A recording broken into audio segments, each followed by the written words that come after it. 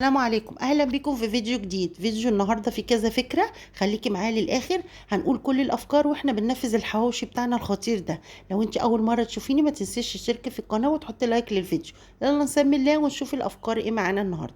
اول حاجه معانا نص كيلو من اللحمه المفرومه في حته كده تكون ملبسه. هنبتدي بقى نضيف البصل بتاعنا، واول فكره معانا هنا ان احنا فارمين شويه من البصل كده حلوين، طبعا خوفا عليهم من الحر ده. كل المطابخ بتاعتنا سخنه مولعه نار، فطبعا الخضار بتاعنا بيبوظ بسرعه. فاحنا بنفرم شويه حلوين كده، ونبتدي نجيب علبه او برطمان او حتى كيس اللي هي من اكياس التلاجة، ونبتدي نضيف البصل بتاعنا ده ونشيله على قد كل طبخه ونحطه في الفريزر علشان ما يبص مننا طبعا في الحر ده.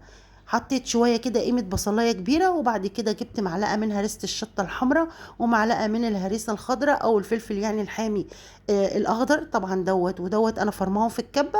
وكل لون بحطه في برطمان طبعا، واشيله برضو في الفريزر علشان ينفعني وقت ايه لما اجي اعمل بتنجان مخلل ولا حاجه، ابتدي اخد شويه من هنا وشويه من هنا على الثوم بتاعي المهروس واعمل احلى بتنجان مخلل. حطيت التوابل بتاعتي اللي هي عباره عن ملح وفلفل اسود وبهارات وبصل بودر وبابريكا وشطه، وبدات اقلب الخليط بتاعي. بعد كده جبت بقى طماطمايه كده متوسطه، وجبت كمان فلفلايه رومي متوسطه، وبدات ادعك كل الخليط معاهم كمان شويه كده من الخضره طبعا ديت انا كنت حطاها في الفريزر برضو.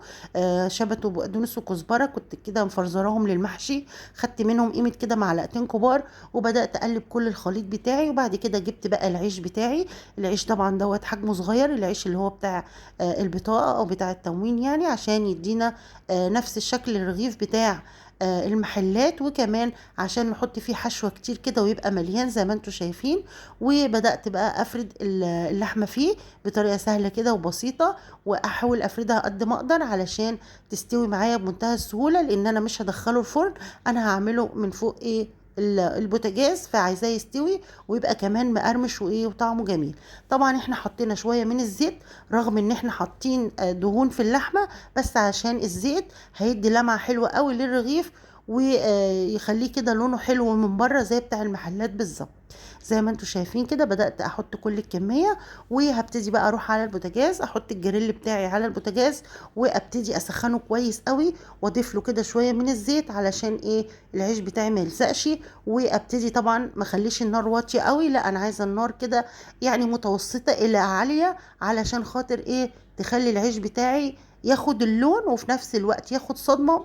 اللحمة ما تنزلش المية بتاعتها، وتخلي الرغيف بتاعي يبقى طري كده ومعجن، لا انا عايزاه يبقى مقرمش وفي نفس الوقت يبقى جوسي من جوه. فانت هتخلي النار عالية شوية، وتخلي بالك طبعا تقعدي تقلبيه كده من كل دقيقتين من هنا ومن هنا علشان يتشمع منك بسرعة وياخد اللون، وكمان يبقى فيه الشكل بتاع الجريلا زي ما احنا شايفين كده. بدأ ده الرغيف ده خلاص اهو هيدخل في السوا، وهبتدي اوريكم شكله من جوه بيبقى عامل ازاي، تحفة جدا، والطعم كان جميل جدا.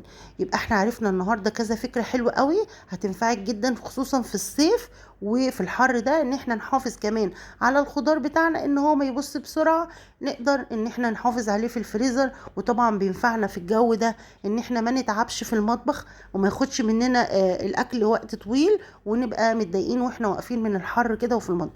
يتعمل معانا الاكل بسرعة، وفكرة سهلة وسريعة. زي ما انتم شايفين كده بدأ خلاص الحواوشي هو يستوي معايا وياخد اللون الجميل اللي بقولك عليه. طبعا ده بسبب الزيت اللي انا حطيته في الخلطة وانا بقلبها بتاعت اللحمة والخضار والفلفل والحاجات دي. زي ما انت شايفة كده لونه عامل ازاي، لونه خطير جدا وطعمه كان في منتهى الجمال.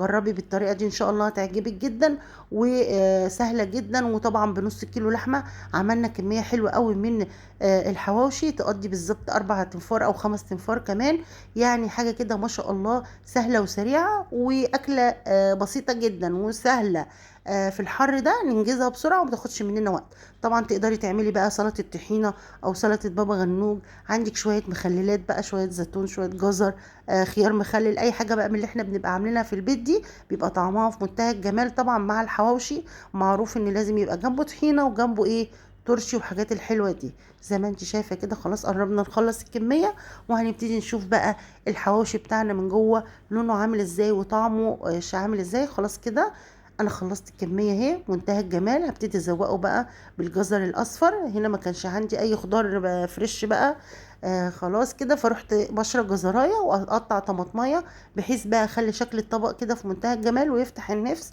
وهوريكم من جوه شكله عامل ازاي. شكله تحفه جدا وطعمه كان في منتهى الجمال. طبعا التتبيله طبعا اللي انت تحبيه بقى، اي نوع توابل انت بتحبيها تقدري تضيفيها للحواوشي.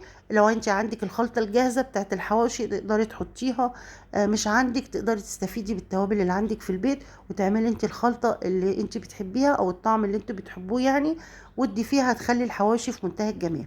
زي ما انت شايفة كده اهي مستوية من جوه اللحمة، وما خدتش مننا وقت خالص، وعلى الجريل. مش هنفتح بقى الفرن ولا حاجة ولا نتضايق من السخونية بتاعت الفرن في الحر ده، لا احنا عملناه من فوق طري وفي نفس الوقت فيه القرمشه اللي احنا بنحبها.